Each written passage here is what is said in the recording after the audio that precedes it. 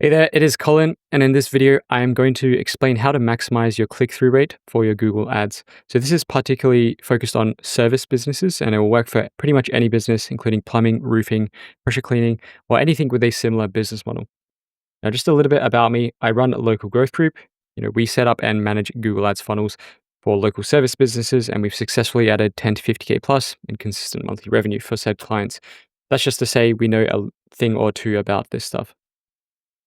Now, in this video, we will cover why your click-through rate is important, how to write good ad copy that actually gets clicks, and finally, how to do a bit of ad copy analysis with your competitors and just a general checklist or guide to make sure you're getting ticking every box, basically. Now, the problems that you're going to be facing with poor ad copy is obviously you're going to have a lower CTR or click-through rate, and your search and ad relevance is going to be worse, right? So let's just break down click-through rate first. So your click-through rate is calculated by the number of clicks you're getting per impressions or views, right? How many times your ad's getting viewed and how often it's getting clicked. So a lower CTR is obviously not good because you're literally getting less clicks, which means less customers. So for example, if you're getting 5 clicks out of every 100 views, your CTR is 5%. That can be good in some industries. It could be bad. Obviously, it's all relative, but you got to figure that out on your own. But just to paint a picture, let's say your CTR is 5% and your competitor's CTR is 15%. And let's say you're competing for 1,000 monthly searches, right? If you're getting 5% of those clicks, you're getting 50 clicks and they're getting 150 clicks, right? So this is a huge difference. They're literally getting 3 times more customers than you are, assuming all the other factors are the same, right? Now, a low CTR performance can lead to lower ad quality scores, which worsens performance. And a lower ad quality score means your cost per click is higher, and therefore your cost per acquisition is also higher. So basically, in short, is making your ads more expensive and you're making less money on them. Now, by having low search and ad relevance, right? So low search relevance, when I say this, I mean it's not relevant to what the user is searching. So the messaging doesn't resonate to the person looking for your service. And low ad relevance, I mean you're getting a low ad quality score because Google doesn't think your ad is relevant. So this is really important because you're going to get a lower conversion rate if your messaging doesn't resonate, which leads to a higher cost per acquisition, cost per lead. And in that case, you will also have your ad, it will get shown less often and you'll be paying more per click. So your CPC or your cost per click is higher because you have a low ad quality score, which once again leads to a higher cost per acquisition. So pretty much the problem overall is that it's going to cost you more money and you're going to get less customers. Now, just to break down that ad relevance for you quickly. So essentially, if somebody's searching for a blocked drain plumber in Perth, you want your ad copy to say blocked drain plumber in Perth, right? That way, not only does the messaging resonate with what the person's searching, it also tells Google that it's relevant. So, and finally, you want your landing page to also do the same thing. You want to be talking about blocked drain plumbers in Perth.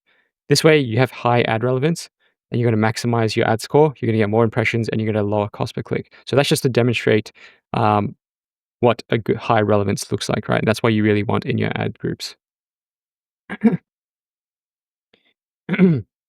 Now, let's talk about the actual writing of the ad copy that gets clicks.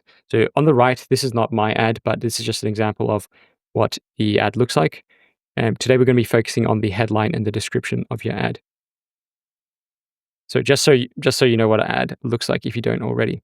Now, it's important to note that I like to minimize the number of headings that I'm using. Google will recommend you to use 7 to even 15 to like maximize some sort of score for your ad copy. This doesn't actually affect your ad performance too much, really. So I wouldn't actually worry about that.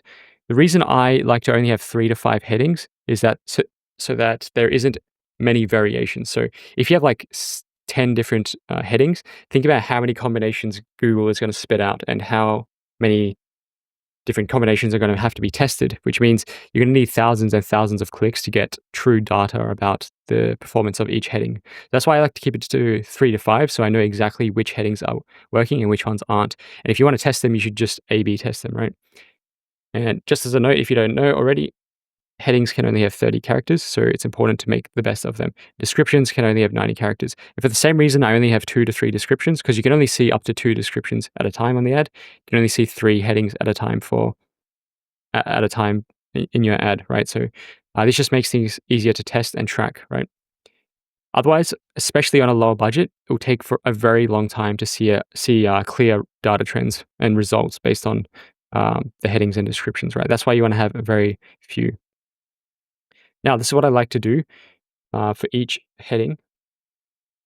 Heading number 1, I like to pin it because, in my opinion, it will always be the most important to address relevance right away. So you want to maximize the search and ad relevance, like I was saying before. So in 90% of the cases, it will be your service plus the location. And I like to pin this so it's there every time. And the first thing that customers see is that the service they're looking for and the location they're looking for it. Secondly, I like to use the heading 2 for a unique selling point. So you want to entice people to click on your ad and choose your business over other businesses. You want to put things that differentiate your business from others and reduce the risk or increase the perceived value, right?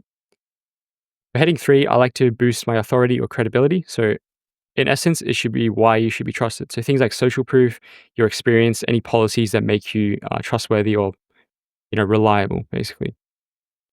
So I've just written a few examples, and I'm going to break down why they work. So let's say you're a drain plumber. I'll put my heading as blocked drain plumber Perth, something similar like that. H2, I wrote fixed first time fast. So this is really focused on the desired outcome. So this is what you really want to sell in your ads throughout. Like you should focus less on the features of your business, but more about the desired outcome or the value that they get from your service. So fixed first time fast. So this is exactly what you want, right? You don't want any problems. You want this fixed quickly and you want it done properly, right? So that's pretty good. And H3, 20 plus years of experience.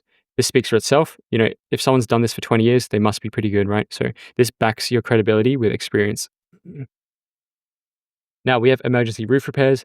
So in my first heading, I put emergency roof repairs Sydney. So once again, you got the service and the location.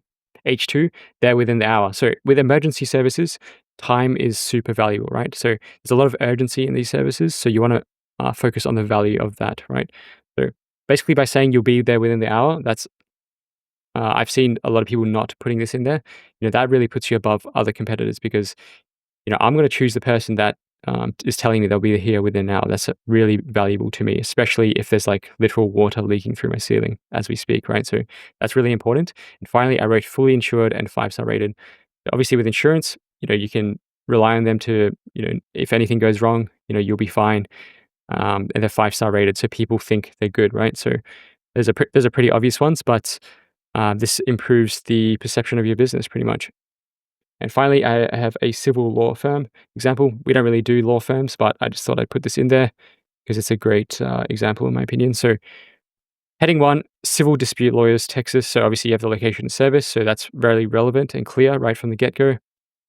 H2, the heading 2, you don't pay until you win. So that's a really great one. I think a lot of law firms do this, but you can't assume as a searcher or a potential customer that they know this. So it's really important that you put that in here. And what this does is, you've just created a perception of high reward and low risk, right? You don't lose anything unless you win. So that's really good, right? That's a no-brainer. And then H3, you're increasing your authority and credibility. 500 plus cases won. Not only does that mean you're experienced, it means you're very competent because you've won that many cases, right? And $48 million claimed. I just made up this number. I don't know much about law, but that sounds like, you've won a lot of money for people. It does the exact same thing as 500 cases won. You're experienced and very competent. So that's something I think is a really good example of what you should put there, right? Now, moving on to descriptions. So like I said, your ad will only show 1 or 2 or both descriptions, right? So what I like to do in description 1, focus on the service and location, once again for relevance, and then focus on the outcome, the benefits, and the values of your service. And then description 2, then you can focus more on the USPs, even features of your service, and building that authority, credibility, and a call to action. So like, book today or whatever it may be. Now, I've just added these examples as well. So let's go back to the drain plumber. So I've highlighted them to kind of color code them, but it's not 100% right. But anyway, so like the first description, blocked drains cleared fast in Perth. So obviously relevance, it's the service and the location. Cleared fast just increases the perceived value right there. Clean, affordable, expert plumbing. Once again, increases perceived value. And it's what you want, right? Satisfaction guaranteed. So that, you know, that's a real good one. That's a USP, or reduces risk significantly because you're going to be happy with a job guaranteed. Um, that's obviously boosts perceived value as well. Same day service. So once again, focusing on urgency, and you have licensed and insured. So that's authority and credibility. 5-star rated Perth plumbers. So once again, that builds a lot of trust. And then call now for fast help. So that's also another CTA. Tells them what to do, right? Emergency roof repairs, Sydney-wide. So once again, relevant to service location. Fast leaks, fixes to protect your home. Call anytime. So yeah, you're able to get help really quickly at any time. That's really good. 24/7 response within the hour. Like I said, focus on the urgency, the benefit of focusing on the urgency, right? 15 years trusted service. Once again, more credibility, and then a CTA. And same thing with the lawyers. Resolve disputes fast, expert legal help in Texas. You got relevance, pay nothing unless we win your case. So that reduces risk, high value as well. It increases perceived value as well. And then 20 years experience, 48 million won, 500 cases. So that's competence and experience, which boosts credibility, and another CTA. That's a bit of a ramble, but you get the idea. So, yeah, take this away and use them to help with your descriptions. Now, something else you can do is check your competitors. So search for your service and location on Google. Check your competitor ads, look at their copywriting, do a few different searches, flick through the pages, whatever. Try and find a good 5 to 10. It depends how thoroughly you want to do it. Try and find 5 to 10 competitors, and you can even check other locations or cities that are nearby to get even more ideas. If you're really serious, you can create a spreadsheet. List all the factors that make up good ad copy, check off each criteria point that your competitors are doing. And then based on your findings, consider what works best in the industry, and consider how you can, one up your competitors by doing something they're not, or even multiple things they're not, right? Remember, just as a note, remember that not every technique is applicable to every industry. So take everything into consideration first. Some industries, certain techniques work better than others, right? So do your best there. Now, I've just created a little checklist for things to look for. Hopefully you can pause it and read that, but I'm just going to break them down quickly. Once again, I've said include the service and location for relevance in the heading number 1. Make sure the intent is correct. So something I've experienced before is, there's a difference between someone searching security cameras versus security camera installation. One's looking for a product, one's looking for a service.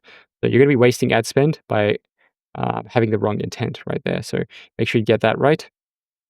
Make sure the ad copy is capitalized. So just like this sentence, make sure each letter of the word is a capital letter. There's studies on this that prove that this is more effective. It's just a very basic tip, but be sure to do it. Call to action, check if there's a clear call to action, instructions on how to contact or work with a person. Results, other prospects' desired results mentioned. So like I said, focus on the benefits and the outcomes, not so much the features. Proximity, so other locations mentioned, once again for relevance, but in some cases, you might want to use localized phone numbers. This can also help with relevance. Special symbols used, question marks, exclamation marks, percentage marks, that kind of stuff. And sometimes dollar figures. See if your competitors are doing that. This can help boost clicks if you actually have proper figures. Proper figures are more impactful than just making claims without those figures. So social proof, are you making the most of your authority? Are you showing that you have reviews, trust signals, that kind of stuff? Promotions, if you're running temporary, time-sensitive promotions or deals, make sure you put them there. Does it highlight the positive outcome or what your service is and does? So features and benefits. Problems and solutions, does it focus on presenting the solution to your customer pain points or problems? So it's really about showing that you understand the customer pain points and how you can solve them. Finally, check if your competitors say they're award-winning, or if you have awards, be sure to show them. And sometimes you can pre-qualify, parts of the market. So let's say you do gutter cleaning, you might offer solutions to commercial, or you might do it for residential properties, right? So if you only do one of them, it'd be weird if you only did one of them, but let's say you only did gutter cleaning for commercial buildings, you'd want to say that in your ad. So that way, there'll be less people that have a residential home looking for gutter cleaning that click onto your ad. So that way, you're not wasting clicks on people that aren't going to convert. And you could have things like, kitchen renovations starting from 20 grand. So anyone who has a $10,000 budget is not going to click on your ad because it starts from 20,000, right? And that's pretty much it. So the final takeaway: bad ad copy leads to a lower CTR or click through rate. This means you're going to be getting less clicks, which means you're getting less customers. This also means lower performance and therefore higher costs. So your ads are going to be less profitable. Now, you want to keep your ad copy simple with 3 to 5 headlines, 2 to 3 descriptions. That's what I like to do anyway. And in all of your copy, you want to focus on relevance, unique selling points, pain points, and solution to those pain points, building your authority and credibility, and having call to actions to direct your customers. Finally, be sure to check out your competitors, get ideas from competitors, try and outdo them by finding their weaknesses.